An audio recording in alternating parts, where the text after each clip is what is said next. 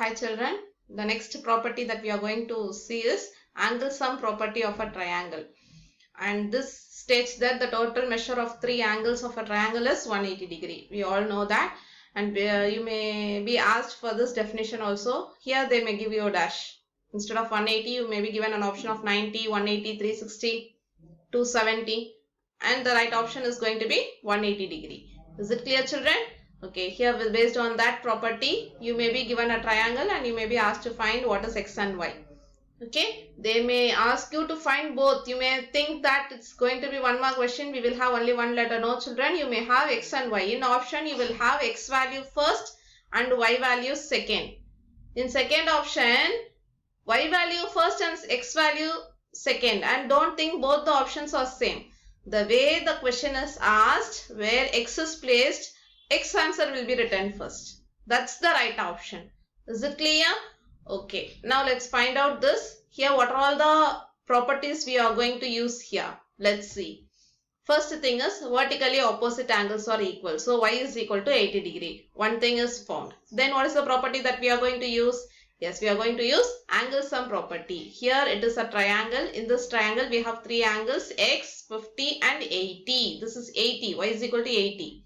So if we add all these three, we have 180 degree, and x is equal to 80 plus 50 get transposed to this side, and we get 180 minus 130, which is nothing but 50 degree. Is it clear children? Using angle sum property. Here you may get a question where you will not have a triangle at all.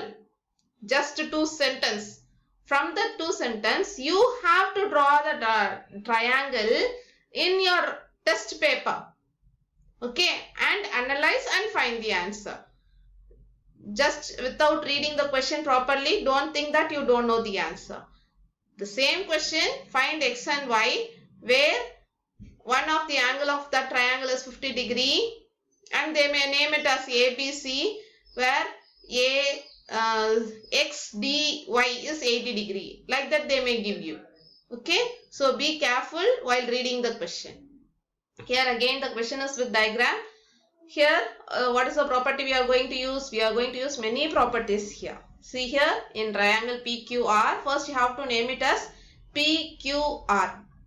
This is going to be R. Let me name it properly. P, Q and R.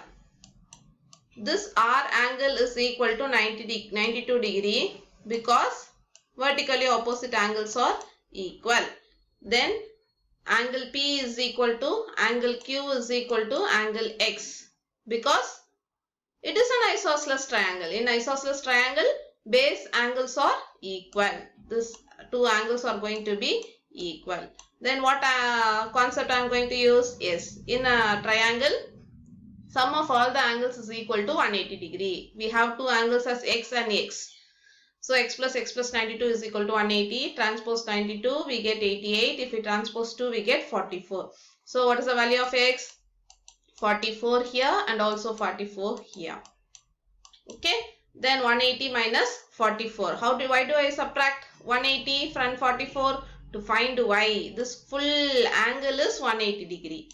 Part of it is 44. So what will be the remaining? 180 minus 44. So we have made use of all these properties.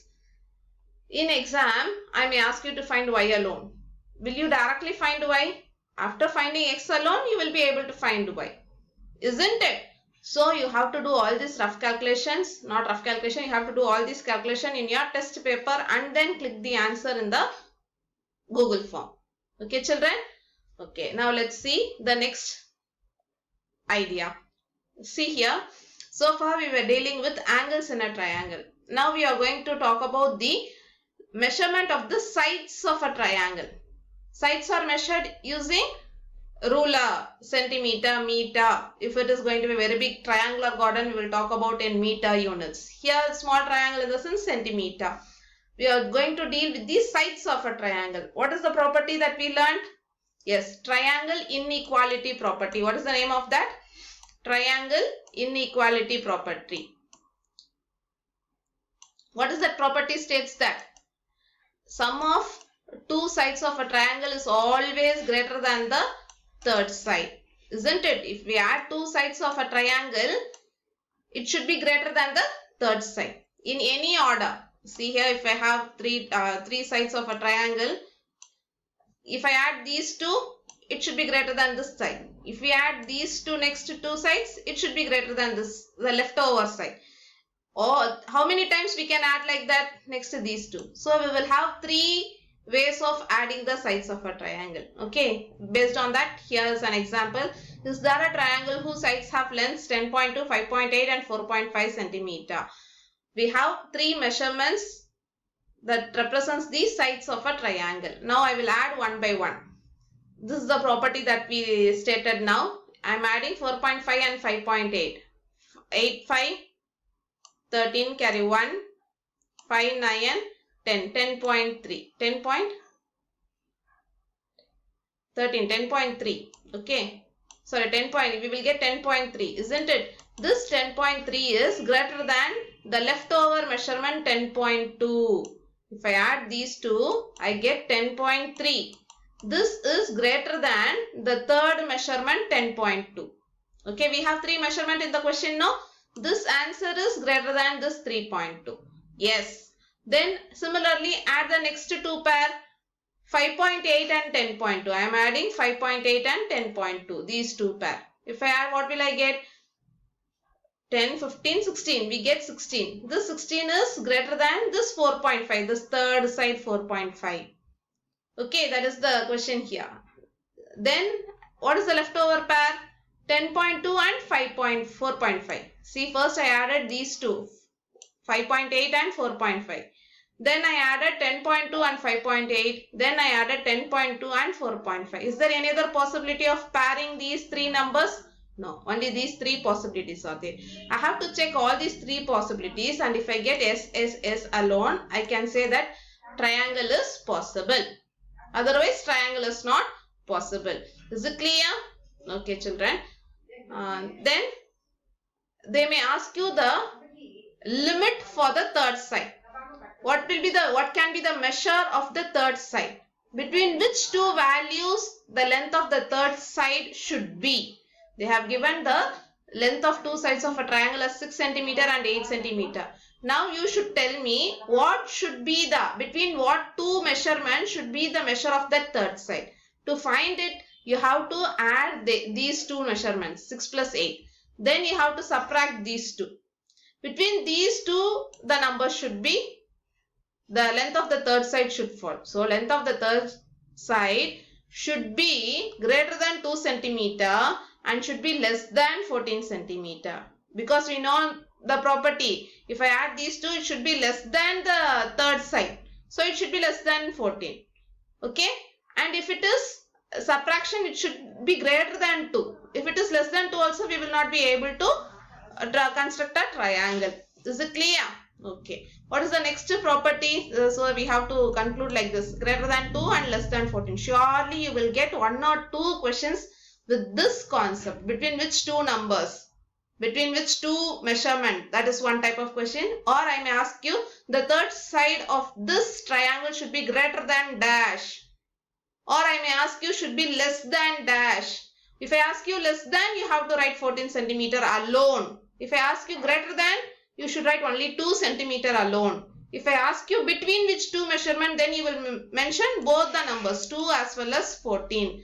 And here it is for only the number 6 and 8. I will not ask the same 6 and 8. It will be some other number. Is it clear, children? With the same concept, you may get 3 to 4 types of questions. So be careful and try to revise as much as possible. The next thing we have learnt is Pythagoras theorem. Very, very, very important theorem. Surely you may get 4 questions also of this model in using Pythagoras theorem. Okay, 2 direct questions and 2 application oriented questions. Okay, Pythagoras theorem is such an important concept that you will be talking about hereafter in every standard. Okay, 8, 9, 10, 11, 12, college, everywhere you will be. Even if you go for programming, you will come across these theorems. Okay. Okay. What is that theorem? States that hypotenuse square is equal to sum of the squares of the other two sides. Okay. In this, based on this theorem, you should know the square table. to write the last statement. When we come to last statement, I will explain you that. See, here is a right angle triangle. Only if it is a right angle triangle, that is very important. Another one more important thing. Only if there is a right angle triangle, you can make use of this Pythagoras theorem. Here they have given two sides and they are asking us to find hypotenuse. In such case, you will have addition. You will square these two and add it up.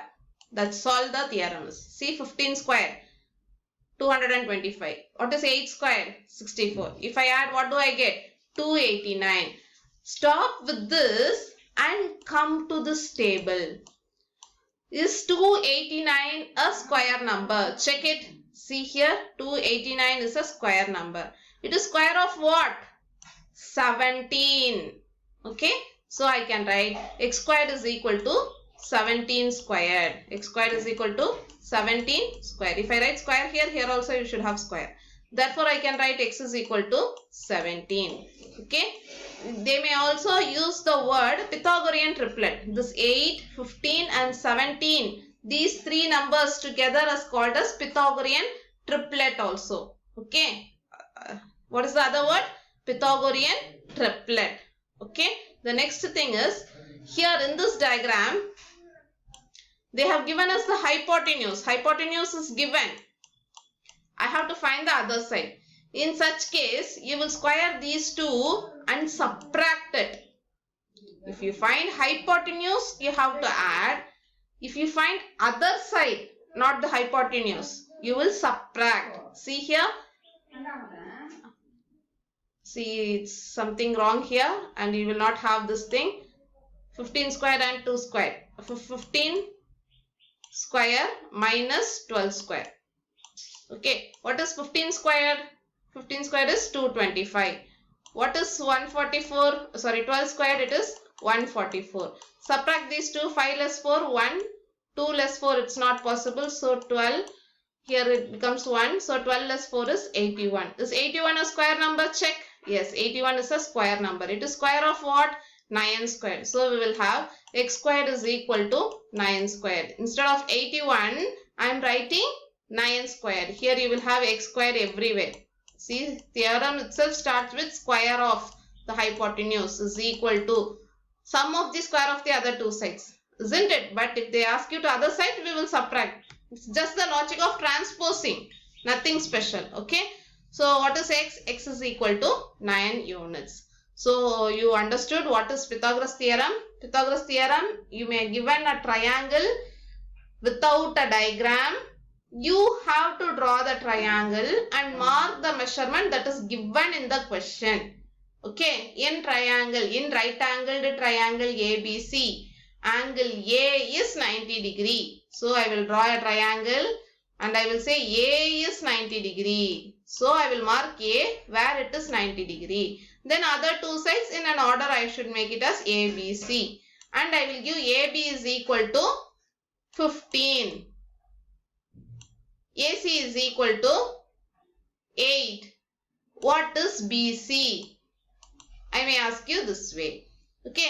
In such cases, if you get a number here now instead of 81, if you get something like 101. Is 101 a square number? Check in the square table. No, 101 is not a square number. In such cases, you just stop with this itself. X square is equal to 101. Okay, there I may ask you to find only x squared. I will not ask you to find x because you are not familiar in the reverse process of square. Reverse process of square is square root. I have not taught you that. After you learn the square root, we will do square root. We will find square root. Is it clear, children? Okay, now that's the end of this revision session. It is not in my hands during revision. It's how much you practice will give you the output. Okay. Practice as many problems as possible. Practice all the examples, all the exercise. Wherever you come across doubts, feel free to call me immediately. Or if you don't feel like calling now, just message me personally. I will immediately help you with the solution. Is it clear, children? Prepare well, do your exams well, and all the best for your exam. Take care, children. Stay safe and stay healthy. Bye-bye.